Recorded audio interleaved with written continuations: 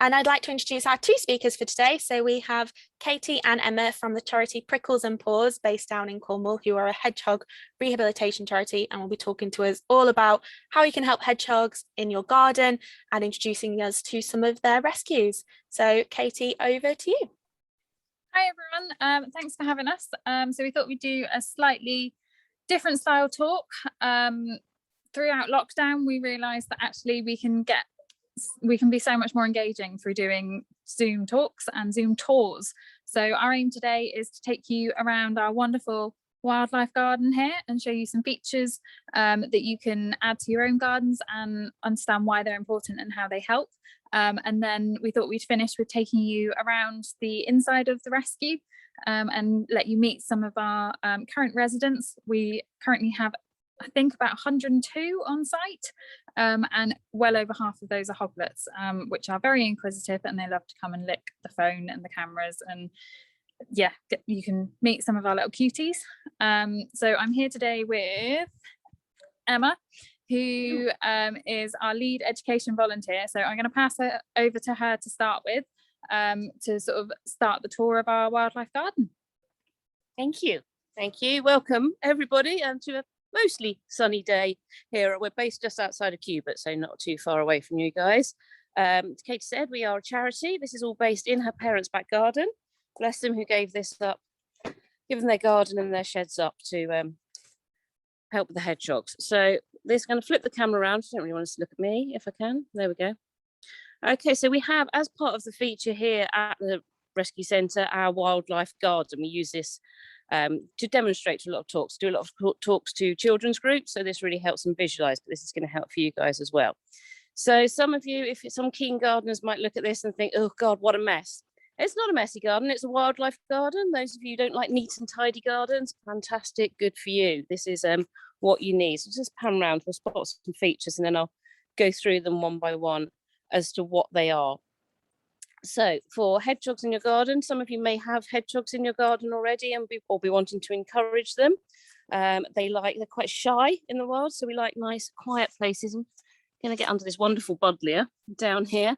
So down in our shady area under the buddleia here, we have a hedgehog house.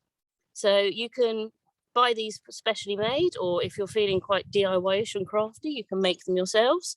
A hedgehog will fill that with leaves. We've got some shredded paper in there. I'm not going to open it. I'm not sure if there's one here at the moment. We do have wild hedgehogs come and visit us here at Prickles and Paws in this wonderful garden. All this undergrowth down here, fallen leaves, all of that don't need tidying up because that's perfect bedding material for hedgehogs. They'll nest with that. We've got a nice pile of sticks there. Even if you could just have a corner of this in your garden, if the rest of it is tidy, a little corner like this is perfect for hedgehogs and lots of other wildlife. Come to that. This little pile here of cuttings and things. I'm not going to stick my fingers in it because I think there's brambles. Not only is that perfect nesting material, but if I scrabble about, I expect I will probably find some hedgehog food. Yeah, there we go. The creepy crawlies, bugs, grubs, all of those things. Hedgehogs absolutely love them. It's their main diet. And they would scrabble about, and there was a nice fat juicy worm there as well.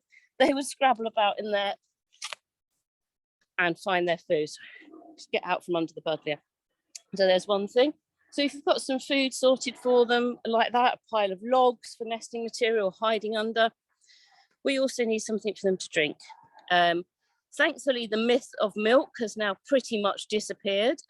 Just water is fine. Please, no milk if anybody even thought about it, which I doubt it. Just water is fine. A shallow dish or a mini wildlife pond like this. This is quite shallow, it's only about 2 inches deep. Absolutely perfect for them. And they can get out. So we've got stones forming a ramp so that a hedgehog or any other creature can get out. Now, hedgehogs can actually swim, but not for very long. And generally, it's not a good idea for them to do so. We've actually got one in at the moment who was found in a pond. So we'll meet him later. He's doing okay. He's having some treatment. He was very cold and wet when he came in. We're not sure how long he'd been in the pond, but we will meet him later. He's doing quite well at the moment. We've also got just basically, it looks a little bit untidy, but it's not. This is perfect for hedgehogs. Little upturned flower pots. They can get out of the sun in the shade there, make a nest in it. Hedgehogs will have quite a large roaming area. They don't really have a territory as such, but they can roam for up to 2 miles a night. So if you have a hedgehog house and sometimes it's occupied, sometimes it's not, that's perfectly normal. Ooh, I've just hit my head on the bird feeder. That's perfectly normal, that's fine. They may come and go. This one, we think we've actually got one in at the moment. And we've got some dried biscuits out there that certainly have been disturbed. Hedgehogs tend to leave crumbs. They're quite messy eaters. So that's a good way of telling if you have hedgehogs coming to visit your feed stations. They tend to leave crumbs everywhere. Now, something we do get asked a lot about is what should people feed hedgehogs in their gardens? And really, it's quite simple. If you want to supplement a hedgehog's food, you can buy hedgehog food. You don't have to. Cat biscuits and wet cat or dog food is absolutely fine. It doesn't have to be anything complicated. Big no-nos are mealworms and peanuts and sunflower hearts. Please don't feed them. They can make hedgehogs very, very poorly indeed. Katy can go through the science bit of what actually happens because she'll pronounce everything right, whereas I might not. So if you've got bird feeders, like we have bird feeders up here, we want to encourage all sorts of wildlife. Just make sure if you do use mealworms in those, if they get picked up off the ground, because a hedgehog will find them, and even a small amount can be really quite detrimental to their health. We've also got, I don't know if you can see here, we've got a gorgeous rhubarb. Now, any of you that grow any other vegetables and things like that, if you have netting on them, what we would ask is that netting is raised with enough clearance so a hedgehog could get underneath it. So we're saying about 9 inches off the ground. Yeah, it's ideally just about allowing them that space to pass beneath it. Yeah. So yeah, as long as a hedgehog can pass, we'll show you some of our hedgehogs that are quite large later on, so you'll get a good idea of the space that you need to leave. We have had several hedgehogs in that have been entangled in garden netting this year, unfortunately. We do still have one on site now, and those injuries can be quite nasty a few days later on. Again, Katy can do the science bit on that and what actually happens to them physically when they get tangled, but it's so simple for it not to happen. And the other thing that I really need to talk to you about with gardening is strimming. Now, we had an awful week back in March where we had so many strimmer injuries. It was 6 or more, 6 or 7 within a space of a few days. We had triple last year's total at the minute. So we had an awful lot of strimmer injuries, and they are more often than not fatal and incredibly distressing to deal with. So we did put together a little video. It's on our website about the dangers of strimming. Please feel free to take a look at that later on. We used, don't panic, it's not graphic, we used an orange instead of to demonstrate what injuries can happen. We have got a hedgehog, a hoglet in fact, on site at the moment that has been, well, very luckily escaped a strimmer, and we'll be able to show you what the injuries are that they can cause. But this one, he's been very, very lucky, little guy, and only had a few broken prickles, but what can happen with strimming if you're not careful. It's just it's minutes just to check for strimming injuries. I'm going to pass you back to Katy for a minute and see if she can carry on and take you inside, maybe. Or Hedgehog Highway. Should we do Hedgehog Highway? Let's do Hedgehog Highway. Okay, so one of the things that Emma's already mentioned is that hedgehogs can roam quite a significant distance each night, so anywhere between 1 mile and 2 miles. And if you think about that, that's an awful lot of gardens to access. So making sure that your gardens are accessible is really important. So let me just see if I can flip the camera around. So one of the first things is most people have a patio area, and lots of gardens include steps. For an adult hedgehog, potentially not that big an issue, but for our little ones, that's a big issue. So if you look under here, we have made binny steps. So if I bring you around the other side, we've got some slightly less hidden ones, and we actually got some amazing footage of one of our hedgehogs which was having physio using these steps.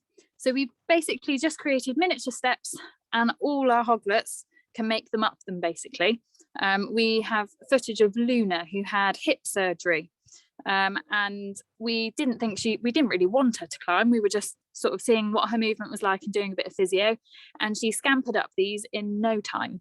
And it's really important because hedgehogs can get trapped. So you could have a really wildlife friendly garden, but they could actually get trapped down here without that way of getting back up. So very simple solution. You could also make a ramp, but we found that the bricks are a really easy way of doing it. So then the other thing is, over here, we've got our gate. So we've got the wildlife area all the way down there. And actually, this is where we've had the most activity. So it proves that you don't necessarily need a full wildlife garden to attract hedgehogs in. So we noticed on our trail camera, I wanted to get some footage of our hedgehog hole being used here. And we've actually decorated it very nicely with a sign. So lots of people think making a hole, it doesn't necessarily have to be a nice arc. You could just take the bottom panel out or something. But lots of people think it makes it look unfinished or like it's broken. So really quick and easy way of making it a proper feature is just by adding a sign, and it helps raise awareness. And we've actually, some of our volunteers have been getting very creative and have been making all sorts of hedgehog highway signs from offcuts of wood to help people sort of promote it. And that's what we've done on the back as well. So we've got a little Prickles and Paws one that we've added. So I wanted to get some footage of the hedgehogs coming in and out and prove that the sign works. So we popped our trail cam up here and we noticed an injured hedgehog. So we thought, okay, we'll put some food up and we'll sit out and wait and try and catch this injured hedgehog.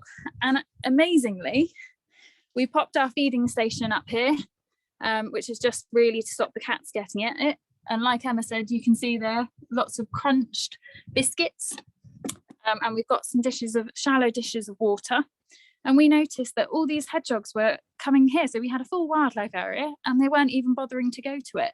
They were more than happy with the feeding station on the patio. And you've got the telltale signs of lots of bits of hedgehog poo. So you may well not know if you've got hedgehogs around because they're nocturnal, but you may well see traces of their poo. And we've got it all over our patio now. But I think this just really proves that you don't need to have a full wildlife garden. Amazing if you have, but just because you've got a patio area or a gravelled area, it doesn't mean that you won't have hedgehogs that can visit or that would want to. Definitely adding as much wildlife features as you can is beneficial, but it's really easy to get them in and just simply a hedgehog highway. You can pop, we had one of our volunteers who moved to a new house and she had Cornish hedging and stone walls. And she managed to push a pipe through and they've got a huge drain pipe going through the wall and that's their hedgehog highway. You can be really creative about how you make them. It's literally just about creating that access point. Right, should we go inside and have a look? Go inside. So, right, let's flip this round.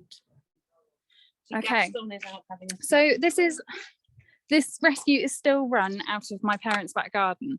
We are working really hard to try and progress it because we just cannot keep up. So last month alone, we admitted 189 hedgehogs and hoglets, which is an awful lot. So last year in total, we admitted 1,000, and just a couple of days ago, we admitted our 600th of the year. So we're about 43% up on where we were at this point last year, which is a lot. So our current sort of plans are moving to premises, which is very exciting. But this is our current setup. So this is what we call the Hogspital. So we've had to literally utilise every bit of space. So we have these amazing purpose-built hutch systems, which our trustee designed. They're made from recycled plastic and they're all sort of to the dimensions and stuff that we need. So I think Bella's just heading back to bed. Or let me meet a few of the residents, depending on who's out and what they're doing. So because we've got lots of hoglets at the minute, they are way more inquisitive than the adults and they're a lot braver than the adults as well. So it means it's a lot easier to see them and what they're doing. We can't have any visitors to the rescue and we obviously limit our handling as much as possible because all of our hedgehogs go back to the wild. So we don't want to cause them any additional stress, no additional handling. And that's why this is great, because we can show you via Zoom what they're up to and what they're doing. As you can see there is a huge amount of record keeping and medication, and it's really quite a complex process.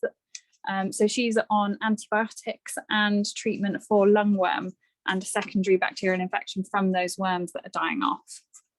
So the other thing you'll notice about in here is we have numbers at the top of each hutch which show how many individuals are in it, because normally hedgehogs are housed by themselves, but we've got litters of hoglets at the minute. So in this one, believe it or not, this was cleaned about an hour ago. They have had puppy mousse and formula during the day and kitten biscuits, and they have made a right mess. Tucked in there, they've got an eco glow, which is basically a chick brooder, which provides nice background heat. So it's kind of a halfway step between our incubators and no sort of heat support. But I think Emma's probably going to show us who we've got in our incubators and explain a few of the stories, and show us where we're at. So in this incubator, we have our most recent admission, literally about 15 minutes before we started this talk. He is snuggled up with Piglet. I'm not sure what he's been called. He's that new. So our new admission came in like a lot of our hedgehogs do, because he was out during the day. That is a sure sign in probably 95% of the cases that a hedgehog's unwell if they're out during the day. This time of year, a large hedgehog out during the day, moving with purpose, obviously on it, doing something, knowing what it's doing, and walking perfectly well, not wobbly, is more than likely a mother hedgehog taking a break from the hoglets.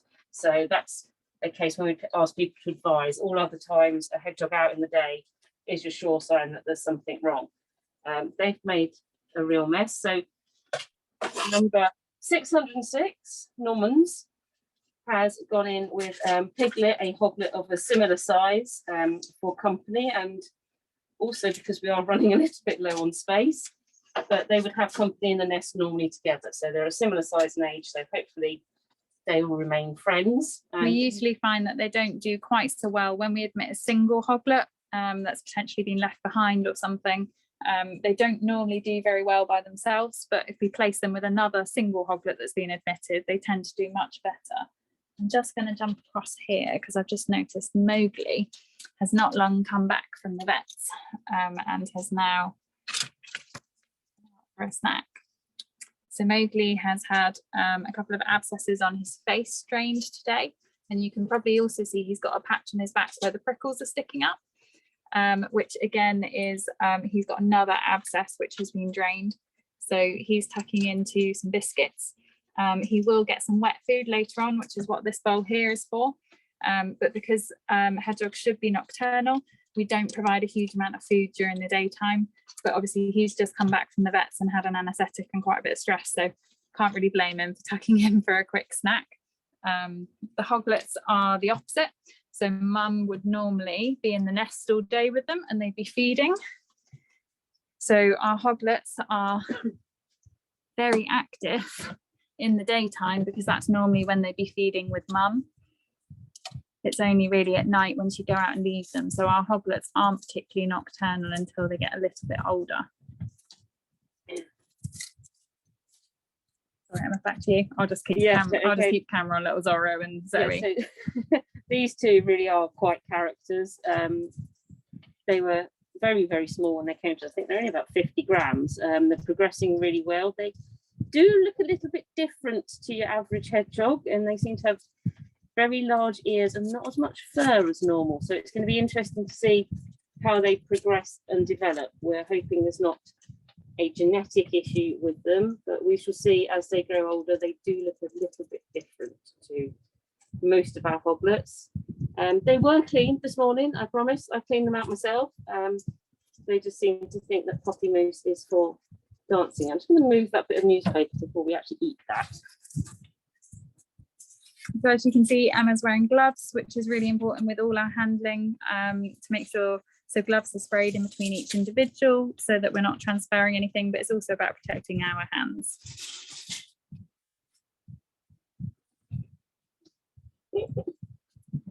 So I think one of the ones we're going to introduce you to, we've been kind of waking him up a little bit in the daytime because he's started to become quite nocturnal, but he is very weak because of his injuries. He doesn't have any physical wounds. He's incredibly lucky. So this is little Henry, who is our strimmer injury case. And he is the smallest one of the year. So as we said before, this year, our strimmer injury cases are triple what they were last year.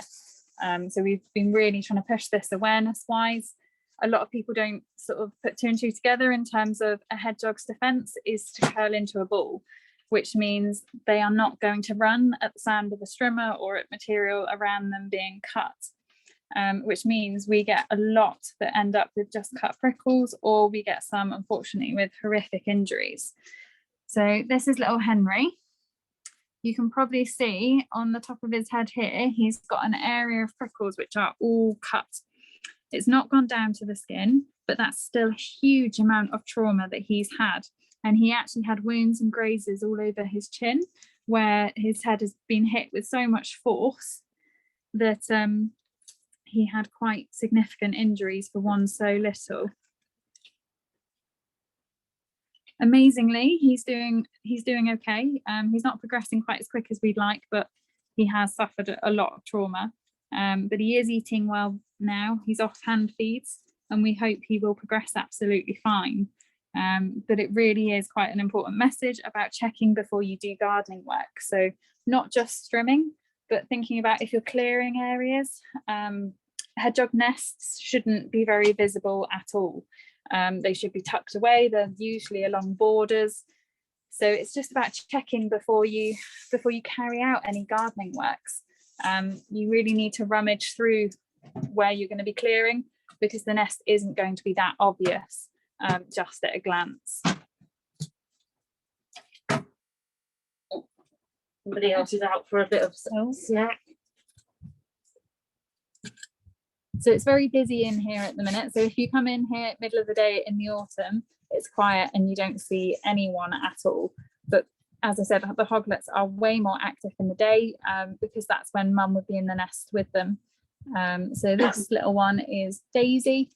She's only been with us a few days, but she's self-feeding and she's gaining weight really well. So that's also another thing to think about with gardens, is trying to leave piles of sort of dry leaves, any sort of materials that they can collect and drag in to make nests. The maternity nests are quite sizable. They can have litters, so litters of hoglets.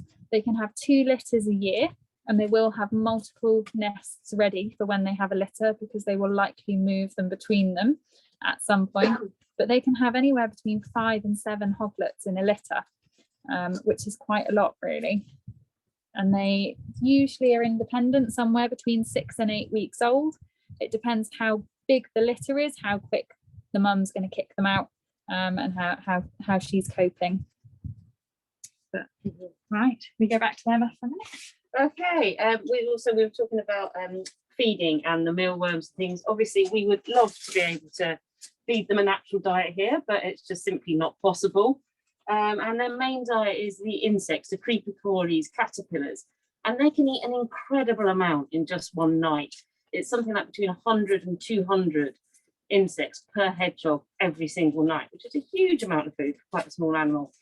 And our overuse of pesticides and insecticides is one of the reasons why our hedgehogs are so sadly in decline. In fact, they're actually now classified as vulnerable to extinction. So if we can look at different options for that to allow their food and the ecosystem to recover, then hopefully their numbers will start to go up as well. So that is a big reason why we've got a decline. So as I say, we can't feed them the natural diet. So we generally have a choice of a dry food and a wet food. No wet food during the day for the older ones because of flies and things. And obviously they should be nocturnal. So we use a kitten biscuit or a specialist animal food. But again, as I said earlier, if you want to feed them in your own garden, feel free to buy something like Spikes or Brambles hedgehog food. But ordinary cat biscuits, not dog biscuits, they tend to be a little bit too big for hedgehogs, even though they have got incredibly sharp teeth, but they tend to be a little bit too big. Or a mix of wet cat and dog food, great way to use up any of the cat food that the cat suddenly decided it doesn't like anymore. Stick that out. Just not fishy flavours, they just tend not to like it. It's not going to do them any harm, they just won't eat it. Again, reiterating that bread and milk, thankfully this has pretty much gone out the window now as a thing to feed hedgehogs. Bread just won't do anything for them. There's no nutritional value in it and they probably won't eat it. Milk, hedgehogs are lactose intolerant. So what you see the little ones having here is a milk replacement. It's not actual milk, it's a formula. So it's not, like, it may look a bit milky, it isn't. And again, please know mealworms, sunflower hearts or peanuts. Peanuts can get stuck and cause dental problems. They can get wedged in the roof of their mouth. We've had a few in like that, haven't we? Yeah, I think it's probably also worth saying about feeding. So our feeding station that we showed you outside is quite a basic one, but you can make cat-proof feeding stations. So we've got an upturned stacker box that we use. It's clear so we can still see in it. But that's a really good way of stopping cats getting in. You can weight the top and you can either put a plant pot in front or you can pop some bricks either side of the entrance and the hedgehogs will weave in and out and the cats don't tend to. So that's a good way of putting some food out and sort of preventing the local neighbourhood cats getting it all. Yes. Aside from the physical issues that you can have with peanuts, now I'm going to try and get the science bit right and Katie can jump in if I'm wrong. Mealworms and sunflower hearts particularly are very high in phosphorus, which stops hedgehogs being able to absorb and use calcium, leading to something called metabolic bone disease. Now we had a litter of hoglets in last year that very sadly had that. I think, did we manage to save one? One out of the three. We took some x-rays which really showed it. So we've got a feeding advice page on our website, which has sort of like all the do's and don'ts, but it also has some x-rays and it's really hard hitting. It shows you the x-rays and I'm sure you've all seen a normal x-ray. Bones are bright white, but on these x-rays they're really dull, and that's just because of the lack of calcium from the diet that they've had, and unfortunately it's really difficult to reverse. So our advice is always, they do love mealworms, but they are really to be avoided. It's a bit like, my favourite thing's macaroni cheese, but if I ate that all day, every day, it do me no good whatsoever. And it's very similar with hedgehogs. You might think, oh, it's only a couple that have come off of my bird feeder. But if they're visiting several gardens over every night, as we've said, how far they can roam, they could be consuming a lot over all of those gardens. So if you could just take a few minutes to pick them up at the end of the night before it gets dark, that would just, small things like that make a massive difference to our wildlife. So that's worth thinking about. I'm not sure what I think to say. It's unusual for me. I know we're going through this quite quick today. So do you want to talk about the other reasons they come to us? So like RTAs and out in day and yeah. So a lot of them, as I said, are here with us because they're out in the day. That's apart from the nursing mothers who will occasionally pop out for a quick drink or something to eat themselves during the day. That's usually very obvious that that's what they're doing. There'll be a big hedgehog moving with purpose, very steady on its feet, obviously knowing where it's going and what it's doing. That said, it is still worth giving a rescue a call if you are concerned in any way, shape or form. Out in the day, no other circumstance, very simple thing, out in the day, not okay. Generally with hedgehogs, it can be a combination of things. With the hot weather that we've been having, we've had a lot of hedgehogs in that were dehydrated simply because they have no access to water. So again, a shallow dish of water can help that out. They can stop that happening. It's very simple, little shallow dish of water. And the key thing to look for with dehydration is they normally stagger, they're very wobbly, or they can look a little bit drunk. And when they reach that point of dehydration, they really need a rescue or a vet. It's not going to be corrected by them drinking. That's when we inject fluid to try and stabilize them and rehydrate them. Things like dehydration, and it may be an injury they may have. Excuse the mess in Clifford's hut. He has been cleaned out. He has. I did that one too as well. Well, it shows you what hedgehog poo looks like as well to look out for in your garden. That's a healthy hedgehog poo. That's a good thing to see. Also, when they come in, while we're talking about poo, one of the first things that we do when they come in is we take a fecal sample from them. That's the way they can check for parasites and to see what could be any underlying causes of why they're in. Now, pretty much all hedgehogs out in the wild will have a natural parasite burden, but unfortunately, captivity. I'm just doing a poo on camera as well. Thank you, Clifford. That's amazing. But any kind of injury, stress, dehydration will allow those parasites to really take over, and then we need to get that and treat it before it becomes more of an issue. As with Bonnie, we've got several down here. she's on treatment for parasites that's caused a secondary infection, so she'll now have antibiotics as well. There isn't, unfortunately, one treatment treats all for hedgehog parasites, so we have to, or Katy rather, has to be very specific when she's looking under the microscope to see what parasites they are. Now the treatments, and there's probably going to be questions about how do we know what to treat them for. We are guided by Vale Wildlife Hospital. They're an excellent rescue service up in Tewkesbury Rescue Hospital. They're a wildlife rescue centre, and they're very well regarded within all wildlife, particularly for hedgehogs, for their scientific research, and we go with their guidelines. They admit so many more hedgehogs than us. Pretty much all rescues follow their drug dosage protocols, and they're a fantastic sort of point of advice for us. But I think the parasites really emphasises why rescues are so important. So a healthy hedgehog will quite often have an internal parasite burden. It may only be low level, and that's something that they can manage very effectively out in the wild by themselves. It's only when they become unwell, immunocompromised, or stressed in some way that this parasite burden then increases and becomes a problem. And we often see that with the autumn juveniles. We get a lot of autumn juveniles which are seen out in the day, very underweight, and it's because they've just not coped with the temperature changes, and they've become stressed, and the internal parasites have increased, and they become a huge problem for them. So all our hedgehogs that come into captivity have to be treated for internal parasites. So we only treat if we find something under the microscope. There's nothing that you can give in the wild. It's all given by injection, and we really wouldn't want to be putting their drugs into their system unless they had it. So it's something that we do here, but it's really important. Stress, captivity is stressful, so we have to treat, and that's really why we advise not overwintering hedgehogs yourself. And there's been loads of research done recently which actually suggests releasing hedgehogs during winter under the right conditions is much more beneficial than overwintering. So Emma, I don't know if you want to talk a little bit about hibernation in gardens and yes, how it works. Yeah. I'm a little bit biased because I think hedgehogs are amazing creatures, but I think where they really come into their own is hibernation. It's an incredible thing to be able to do. Now, down in Cornwall, I'm assuming everyone on this talk is probably based in Cornwall. Apologies if not, but I'm going to be talking purely about Cornwall because we're a little bit different. We are lucky in that we tend to have slightly milder winters down here in Cornwall. We very rarely get snow, frost we don't get very often. So our hibernation patterns down here are a bit different to a lot of the country.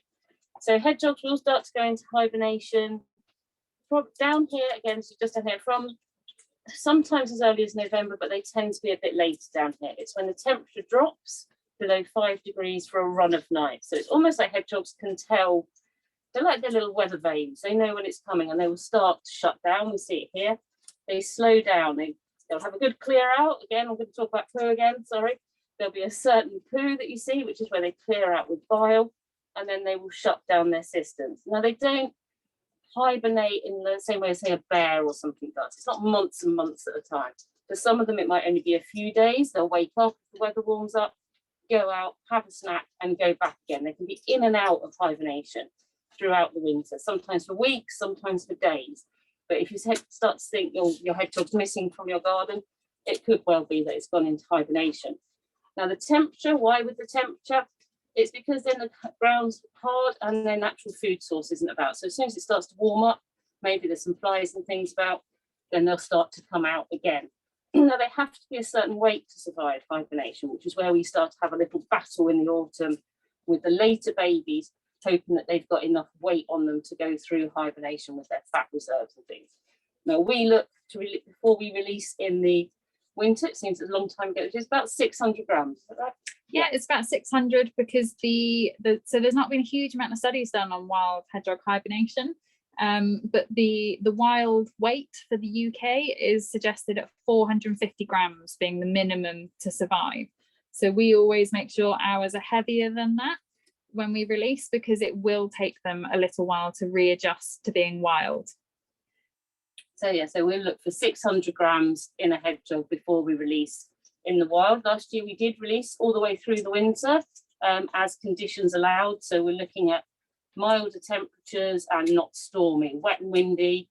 not when it's wet can be very bad for hedgehogs. They can be washed out of the nest. So when we get those nice calm weeks where it's fairly mild evening temperatures, then we quite successfully released some hedgehogs last year, which is much more beneficial for them than being here, which can be quite stressful and possibly cause more problems for them than being out in the wild. It's never quite going to be a natural hibernation here because the setup's different, the nesting material's different.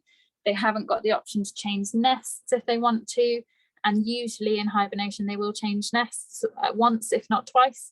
I think a recent studies observed even 4 nest changes during hibernation, and little Clifford's being a superstar here. So Clifford is quite an older hoglet. He's been with us since, when was it? He's been with us since the end of June. He was 100 grams on admission, but he had what we believe is a fracture in the front leg. Very difficult to diagnose because on the x-ray you can see all the growth plates. But he's been on lots of anti-inflammatories and stuff. And we're hoping that in the next week or so, he will be ready to go for release.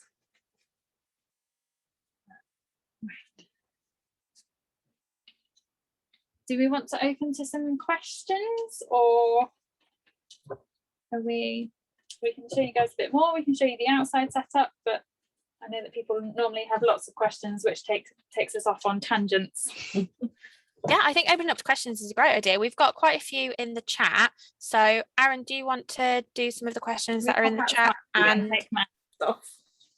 Perfect. And then if anyone has any questions they'd like to ask in person, if you'd like to do your virtual hand raise, you can then unmute yourself, take your camera, put your camera on and come and ask your question in person. But we'll pass to Aaron to read out some of the questions we do have. Awesome, thanks, Beck. So we have quite a few questions. One of the first ones we had was, how could you use poo to identify whether you have a hedgehog in your garden? So it's just a case of looking out for poo. So because hedgehogs are nocturnal, you might not see them, especially if they come in the early hours of the morning. So a great way to work out if you have hedgehogs is looking at the poo that you have. You can also use footprint tunnels. They can be really easily made. We've got some which we use with like a charcoal and sunflower oil mix, and that acts as the ink. It's completely natural, not going to hurt them. First few days you normally get lots of mice footprints, and then after that you might get some hedgehogs or something else. But as you saw probably in Clifford's hutch, there was lots of poo, and it's usually quite easy to identify compared to others. But I know that the Wildlife Trust actually have some poo guides, and I think there's even a Who's Poo game. Who's Poo game, yeah. Yeah, which can help you identify the different types of animal poo you've got in your garden, so that you can then sort of track it back and work out what species you might have visiting. Awesome. I'll just pop that poo guide in the chat. What an amazing thing. Okay, so we have another question. This one's from Jenny, and she said, I'm thinking about volunteering at my local hedgehog rescue centre in Northumberland, but I'm a little bit nervous about handling the hedgehogs because I'm conscious that they carry fleas. Do the gloves you wear protect you as handlers, or do hedgehogs bite? Do you mind if I take this one? Yeah, go for it. So I started volunteering here 2 years ago. I came up because I'd found a hedgehog in the road. I'd never seen a wild hedgehog in my life before that. And 2 years later, here we are, I'm doing medications and educational talks. Now, I've probably handled over the last 2 years, hedgehogs thousands and thousands of times. And last year we had over 1,000 hedgehogs in. Not a single one of them had fleas. It's much more likely that your pet cat is going to have fleas. My cat's more likely to have fleas. With the gloves, the one thing that hedgehogs can pass on to us is ringworm, particularly if it's one that you found out in the wild. It possibly has ringworm. So if you do find one that you think needs rescuing, always gloves or something. Ringworms pass. It's easily treatable, but it's very painful. I had it on my face because I wasn't careful enough. So the gloves, yes, they are prickly. It's protect us from them and them from us as well. So, but fleas, not a problem. Ticks, they have ticks, yes, which your dog can have. So yeah, I wouldn't worry about things like that. Just go for it, give it a go, have a trial shift. Like I said, I came up on the off chance 2 years later. I'm here pretty much every day of the week. So whenever I can, it's a really worthwhile thing to do. And it's worth saying that all rescues, so we certainly provide a lot of training here, and there's a lot of support to make sure that you're only doing what you're comfortable with. It's quite rare that hedgehogs will bite. Normally they will only bite if they're in severe pain. And we actually have a system here where all hedgehogs are handled and assessed by staff before volunteers handle them. And we actually have some that are staff only or have warning signs on. So the lovely Clifford you saw a minute ago, he was in a lot of pain with his fractured leg. So he's been a staff only because he was quite aggressive, but that was purely down to pain. And as Emma said, with the fleas, it's in Cornwall, I think maybe in 10 years, we've had maybe 5 hedgehogs with fleas, but they do tend to be hedgehog specific fleas. So they're unlikely to pass them to your cat or dog or anything like that. I know that frequency can vary around the country, but certainly in Cornwall, it's not really an issue or a factor for us. Oh, can I ask a quick question about Okay, perfect. Thank you for that. I don't know where Aaron's disappeared off to. Okay, so where were we at? So someone wanted to ask, how much of a problem are busy roads for hedgehogs, and can anything be done to make them safer? So they are. We unfortunately do admit quite a lot, which are RTAs. So not necessarily being hit by a car, but just a car passing over them or beside them. The force of that can cause them to roll and bounce down the road, and that can cause internal injuries. And we can usually identify it by where they're found or by the fact they will have lots of broken prickles scattered all over the body. It really depends on the speed and how much they were rolled and their condition and things, what the survival is. There's certainly a lot of awareness. So our village has actually made and attached to lampposts lots of little hedgehog warning signs saying slow. And we're working with Wildlife Trust at the minute to find out about getting the actual sort of official highway signs installed, where we've got lots of hotspots of road deaths and stuff. In terms of what we can do, I think it really is just awareness based. I was quite pleased to see that with the A30 development in Cornwall, they're actually factoring in lots of tunnels and paths. And I know certainly across Europe at the minute, there's some really cool developments going on with green bridges or underpasses, which is making, I think it's more sort of aimed at badgers and things like that. But there are some really cool wildlife features that are being added to highway developments and stuff to make bridges and make paths that are specifically designed to help wildlife and help avoid. The busiest roads are probably just a physical barrier the hedgehogs wouldn't try and cross them. And there's been a few studies on that in Denmark and stuff, but I think it's really just awareness, particularly in sort of the villages and the quieter roads. That's when you're going to see them at night. I've seen some green bridges in Canada and they're amazing. I really hope that we start to adopt them in the UK. Yeah, it looks like there's going to be some sort of green underpasses and some tunnels with the A30 development, which we're really, really excited about. So good idea. Thanks. So we have a question from Natasha, and she said, I wanted to open up my back garden to hedgehogs, so it's all fenced off, but there's a fear of cats. There are a lot of cats in the area. Is there a way to cat-proof the entryway, and how can we make it safe for hedgehogs? How can I make my garden safe for hedgehogs? Okay, hedgehogs and cats. I'm a cat person, and I may be a bit biased. Cats tend to leave hedgehogs alone. I've got videos on my trail cam of hedgehogs and cats eating next door to each other. So physically, they don't bother each other. The cat is probably going to steal the hedgehog food if it can get to it. So we've got some pictures on our website, which is probably best to look at than me explaining it. A box with, we've got a feeding station, so you have a hole for them to get in, put the feed inside, and you can put a big brick or a stone outside of it. So the hedgehog can go around it, but the cat won't be able to get in it. You could also try putting a large drain pipe into the entrance, which the hedgehog would be able to get into, but the cat wouldn't. But as a physical threat, cats probably aren't going to bother a hedgehog. I'd be really quite surprised. Dogs, on the other hand, seem to think that hedgehogs are great fun spiky balls. We quite often have dog attack hedgehogs admitted here. In fact, we've actually got 3 orphans at the moment whose mum was sadly killed by a dog. So dogs, if you've got hedgehogs in your garden and you're taking the dog out for its late night wheeze, if you could keep it on a lead, then that's the best thing to do. Just check your garden first. But dogs are fascinated with hedgehogs. There we go. Thank you for that. We have a question from Chris, and he's asked, do hedgehogs provide any beneficial services to a garden, example, controlling or predating pests?